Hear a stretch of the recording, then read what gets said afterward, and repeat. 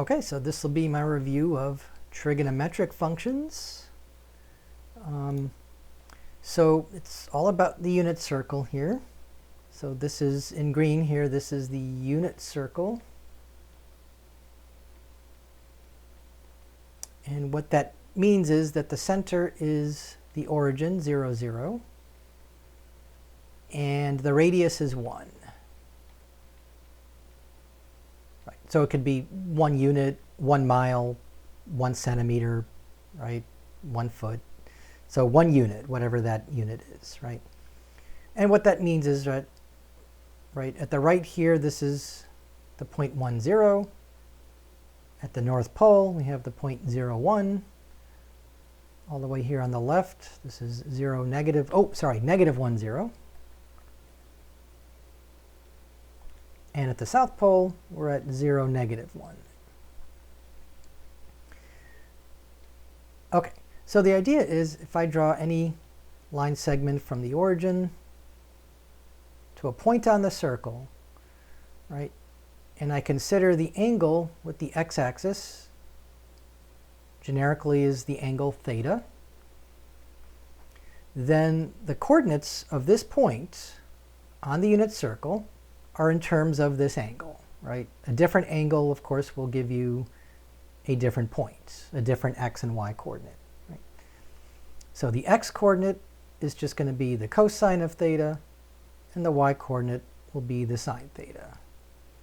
So again, on the standard unit circle, x is the cosine of the angle, and y is the sine of the angle. And of course, I'm abbreviating, right? Sine, S-I-N-E, right? We abbreviate S-I-N. And so cosine, C-O-S-I-N-E, is just abbreviated C-O-S. Okay, right, so that's just the definition of sine and cosine, right? It's in terms of the x and y coordinates. And again, easy to mix them up, but just remember x and y are in alphabetical order, and c and s are in alphabetical order. So, right, so don't ever say that x is the sine and y is the cosine. That would be backwards, right? And so all the other trig functions are just in terms of sine and cosine. So for example, the tangent, abbreviated TAN. So the tangent of the angle is just sine divided by cosine. Right, and then you have the cotangent, or COT. Right, so that's just going to be the reciprocal of tangent, 1 over tangent, which is also cosine over sine. Right, and then the two others are just the reciprocals of sine and cosine, right? So we have the secant, which is SEC, so that's 1 over the cosine. And then the cosecant, or CSC, is 1 over the sine. Okay, so again, I'm presuming you should know these by now, or at least remember them from pre-calc, right? And of course, the angles, you should know the conversion between degrees and radians. So degrees and radians, right? So 0 degrees, 0 radian, same thing, right? 30 degrees is pi over 6 radians. 45 degrees is pi over 4 radians. Oops, degrees. 60 degrees is pi over 3 radians. 90 degrees is pi over 2 radians. And so on, right? We can keep going. 120 degrees is, well, I'm forgetting, right? I think it's 2 pi over 3 radians. 135 degrees is 3 pi over 4. And 150 degrees is 5 pi over 6. Oops, degrees, right? And 180 degrees is just pi radians, right? And that's the important one, because that's what tells you how to convert all other angles. right? So in other words, if you have, let's say, an angle A in degrees, right, and you want to convert to radians, right, you just multiply A by pi divided by 180. So this will be in radians. And if you have another angle, I'm running out of letters here, so say B radians, and you want to convert to degrees, then you just multiply by 180 divided by pi, and that will be in degrees. Right. So yeah, so the degrees will be in the numerator, right? If A is in degrees, right, the degrees cancels, and that's what gives you radians. So nice way to remember which is which. Okay, so again, I don't want to belabor the point, but let's do a very quick example. Right, so what's 20 degrees in radians? Right. So, yep, if we're in degrees, we just multiply by pi over 180. So this is 20 times pi over 180, right? The degrees cancels, and we can reduce that to 2 over 18, or just pi over 9 radians. Okay, and just as easy to go the other way. You know, what would, let's say 3 pi over 5 radians. What would that be in degrees? So here we want to cancel the pi's, so the pi's in the denominator, and we want degrees in the numerator. Right? So this will just be 3 times 180 degrees divided by 5. And my calculator tells me that it's 108 degrees. Okay, simple enough, right? All right, so you should also, of course, know the sine and cosine of each of these angles here. I would also say tangent as well. It turns out to be helpful. But for all the others, cotangent, secant, cosecant, you can just get them by using these formulas. All right. So sine, cosine, and tangent, you should know the basic values of those functions for these angles here. Right. So for example, well, actually, okay. So if you forget, there's a very easy way to get it from scratch, although it'll take time. So we have the angle, and I'm going to just use radians here. I'll do both.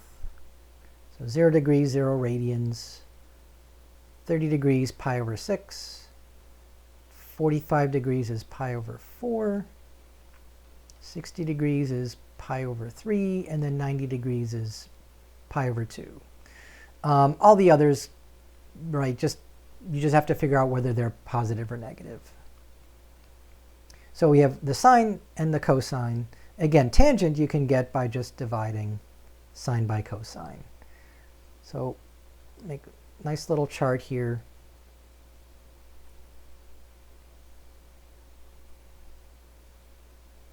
Right. And I'm going to write down the unsimplified version first in green. And the way this works is everything is just divided by 2. Right.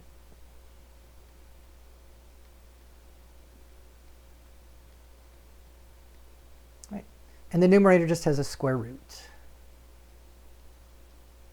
Right. So this is originally how I remembered it, but by now I'm pretty sure I know these by heart. Okay, so just square root over 2. Everything else is just counting. If you can count to 4, you know the values of sine and cosine, right? 0, 1, 2, 3, and 4. And then for cosine, you're just counting backwards. 4, 3, 2, 1, 0.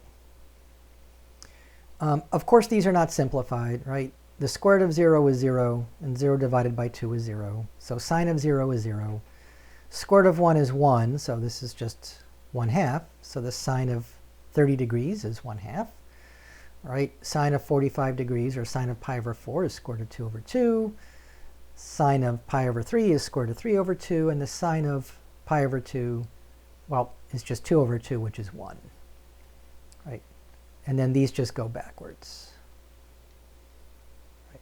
So to get the tangent of 0 is 0 divided by 1, which is 0. The tangent of pi over 6 is 1/2 divided by the square root of 3 over 2.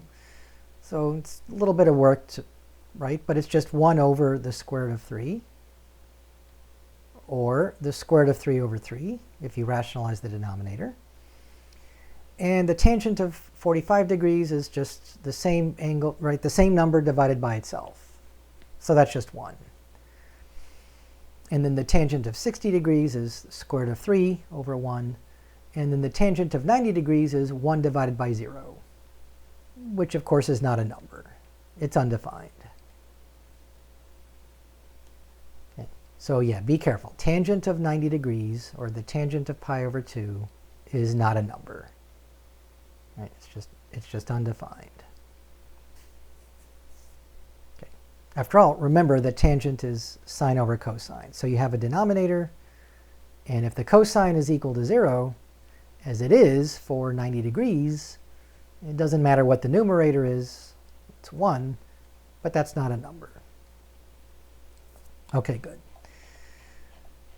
Right, I mean, that's as long as you know that, that should get you most of the way. Let's go back to the circle, because this is only a quarter of the circle. So here's the unit circle again. Forgive the sloppiness. Right, so we have essentially these 5 angles here.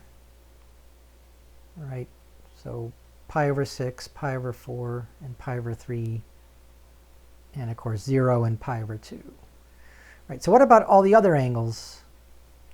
Right, so those just come from what quadrant you're in, right? This is quadrant 1, this is quadrant 2, quadrant 3, and quadrant 4.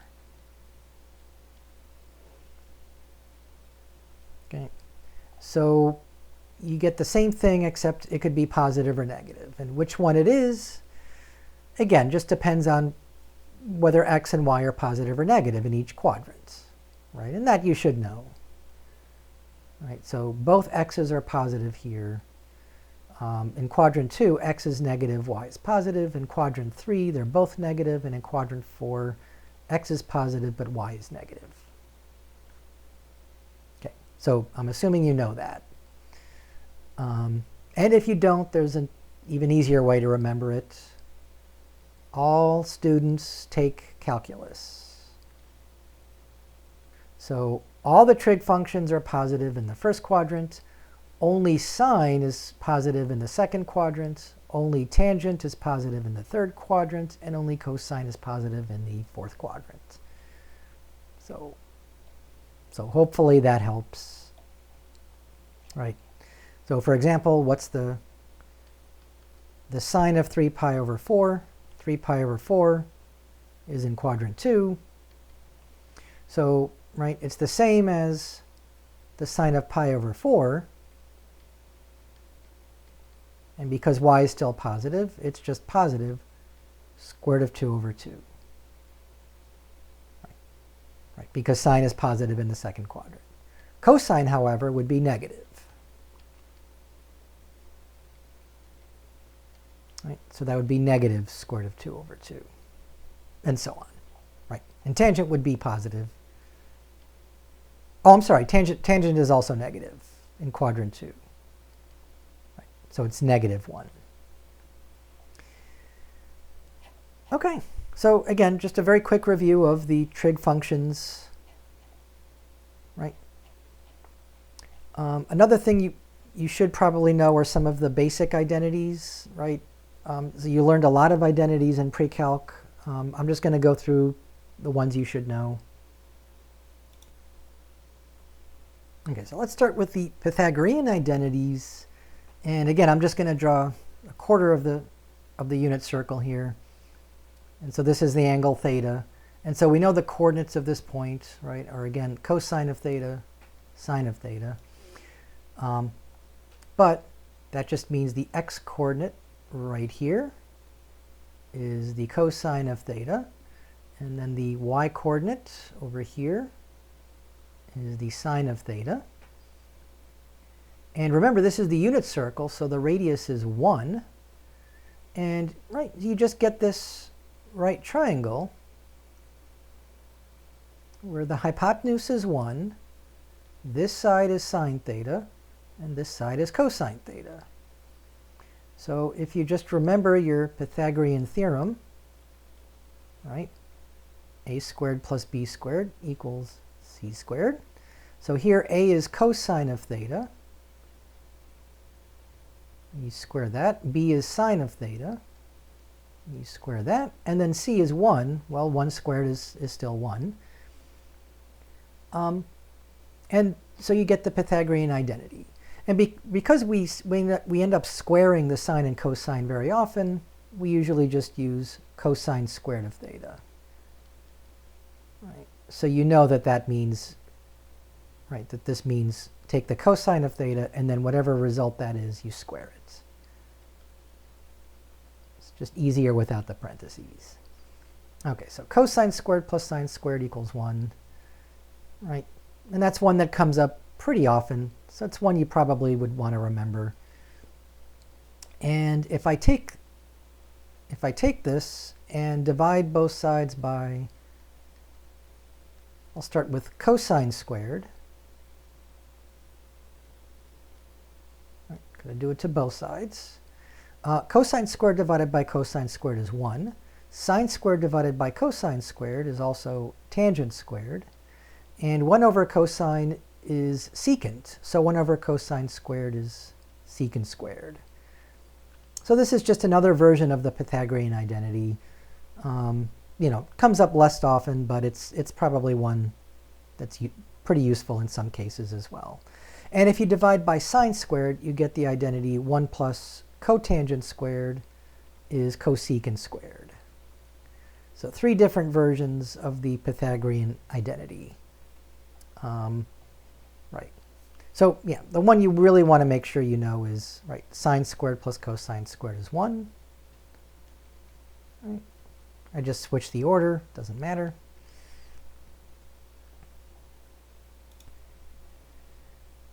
And maybe the double angle formula. So if you want to calculate the sine of 2 times an angle, right, the sine of 2 times theta, that's going to be 2 times the sine of theta times the cosine of theta. Remember, sine and cosine, these are trig functions, right? They're not linear functions. You can't just take out the 2, right? Doesn't work that way, right? But it is nice to know that there's a formula for the sine of 2 times theta. And it's pretty simple. It's just 2 sine theta cosine theta. Similar with the cosine of 2 theta, that's going to be cosine squared of theta minus sine squared theta.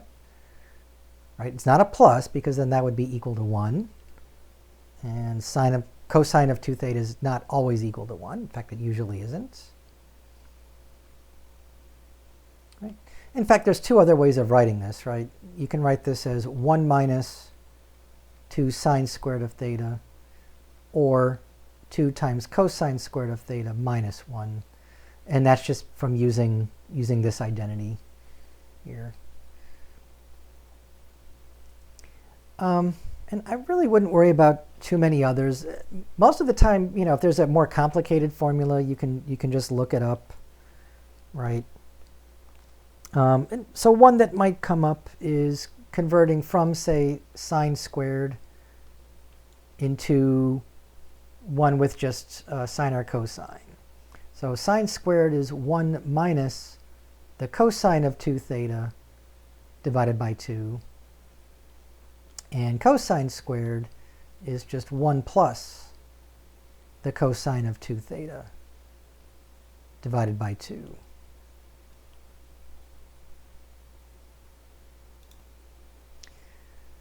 Again, even I have a hard time remembering these sometimes. So if you have to look these up, that's fine.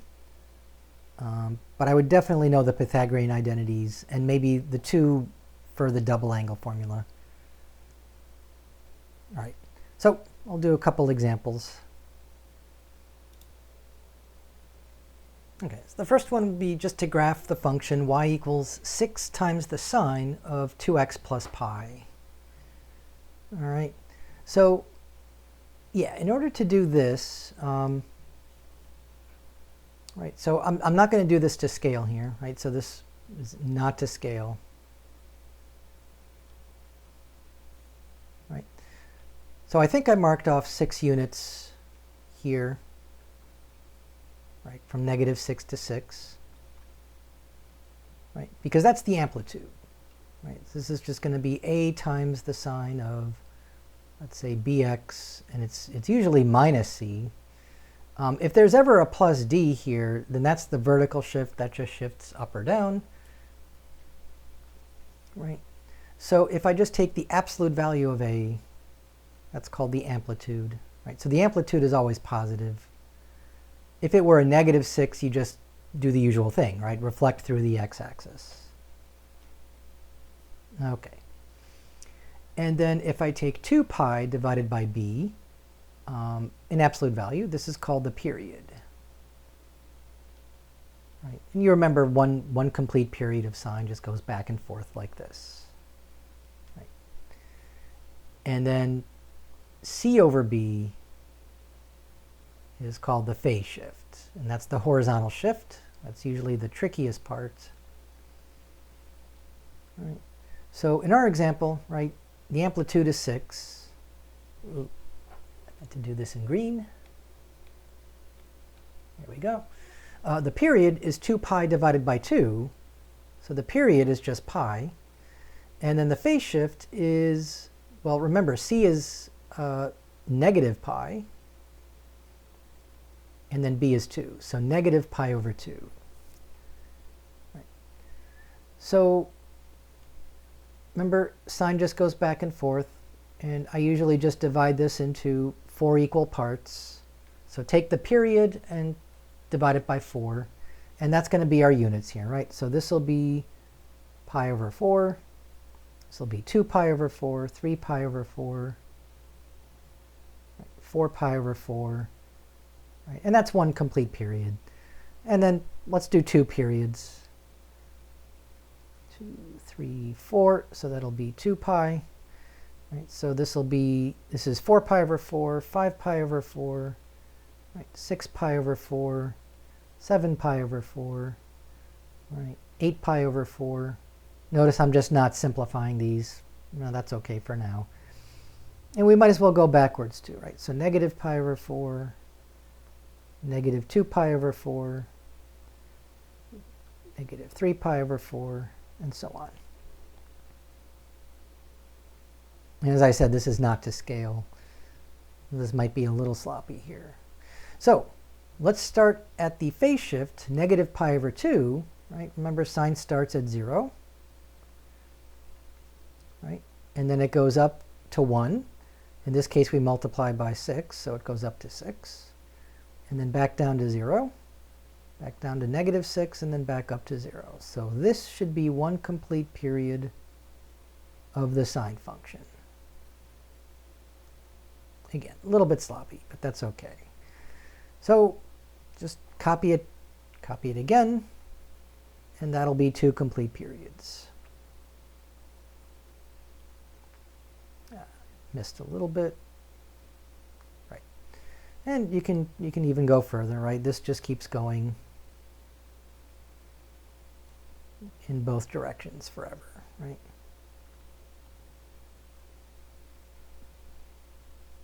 So if I did this right, the distance between 2 peaks here should be the period. It should be pi, right? It's 3 pi over 4 minus negative pi over 4. Right, which is indeed 4 pi over 4, which is pi. So it's a good way to check. Okay. One thing to notice about this is I could have just as easily written this as y equals -6 times the sine of 2x. Right? Same thing. And I hope you see why, right? It has the same period. The period is still pi. And the amplitude is still 6. It's the absolute value of -6. But remember, the negative just means it's flipped upside down. So if it were a +6 here, right, that would mean it would look like this. Right? So the negative just flips it over. Right? And the advantage of this, of course, is that there's no phase shift here, right? It starts at 0. Right? Whereas from before, we had to start at -π/2 because that's the phase shift. Right? So yeah, so without the phase shift, it would look like this. The phase shift shifts it back π/2 units. Right? So we're shifting to the left π/2 units. Okay, so that's a good example, just graphing sine and cosine functions. All right, one last example. And I pulled this right out of the book. This is number 72. And I think this comes up later in the homework, so it's probably a good one just to get the trigonometry right. And there's a picture in the book, probably better than the one I can draw here. So I'm going to draw a room with a... Well, let me read the question first, right? Because it says an auditorium has a large flat panel television on one wall. The lower edge of the TV is 3 feet above the floor, and the upper edge is 10 feet above the floor. Right? So the TV is 10 feet tall. 7 feet tall, right? 10 minus 3. Estimate the viewing angle theta at a distance of 10 feet from the screen. Okay, so here's the room. And I'm going to draw the TV here. Right? So the bottom edge is 3 feet above the floor. The top edge is 10 feet above the floor. So here's the floor, is 0 feet. And we are going to be 10 feet away. So right around here, we're 10 feet back. And we want the viewing angle. So when we look at the screen, we can see the bottom part here. Oops, let me try that again. Draw a straight line. And we look up and we see the top part of the TV. Perfect, right? So this angle here is the viewing angle. We'll call that theta. Okay. So I'm going to get the exact angle, even though they say to estimate it. There's a way to do this exactly. It's just a little bit of trigonometry. Right? So the first thing I would do is look at, so there's actually a couple of triangles here, right? There's this one.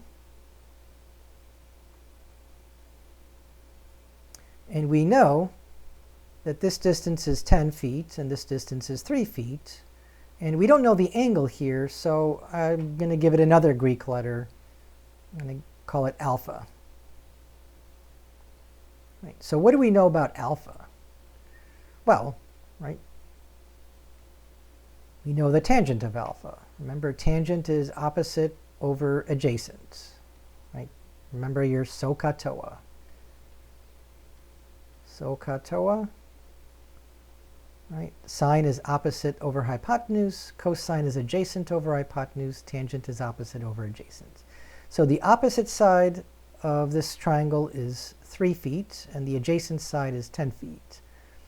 So tangent of alpha is 3 over 10. Or if you prefer, just 0.3. Okay. Now, you might think that that doesn't really help because I'm looking for theta, but we also have the big triangle here, right? Where if we take alpha plus theta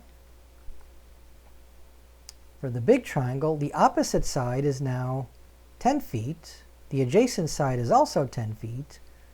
And 10 divided by 10 is 1. Right? So tangent of alpha plus theta is just equal to 1. Right? And if you remember, the tangent is 1 for a very specific angle, one that you should know. Or just take the arctangent of 1, and it's 45 degrees or pi over 4. Right? So now we know that alpha plus theta is exactly pi over 4, or 45 degrees. Do it both ways. So theta, if you just subtract alpha from both sides, theta is equal to pi over 4 minus alpha, or 45 degrees minus alpha. Okay, so now what's alpha? Well, we don't know alpha, we know the tangent of alpha, right, is 0.3. So if you want to find alpha by itself, you just take the arctangent of 0.3. Right. And this is where I'm going to need a calculator, because I certainly don't know this by heart. I don't expect you to know it. Just use the arctangent on your calculator. Remember, this is not an exponent. It's not tangent to the -1. Right? It's not cotangent. Right? This is also called arctangent of 0.3. But on your calculator, you'll probably see this button here. And in degrees, I get about 16.7 degrees. Okay. So now we know what theta is. It's going to be approximately 45 degrees minus alpha. So 45 degrees minus 16.7 degrees. Yeah, I guess it's about 28.3 degrees. Okay. So that's the estimated viewing angle. Right? We can write it down exactly. Theta is exactly pi over 4 minus the arctangent of 0.3. So that is exact. The 28.3 is a good approximation.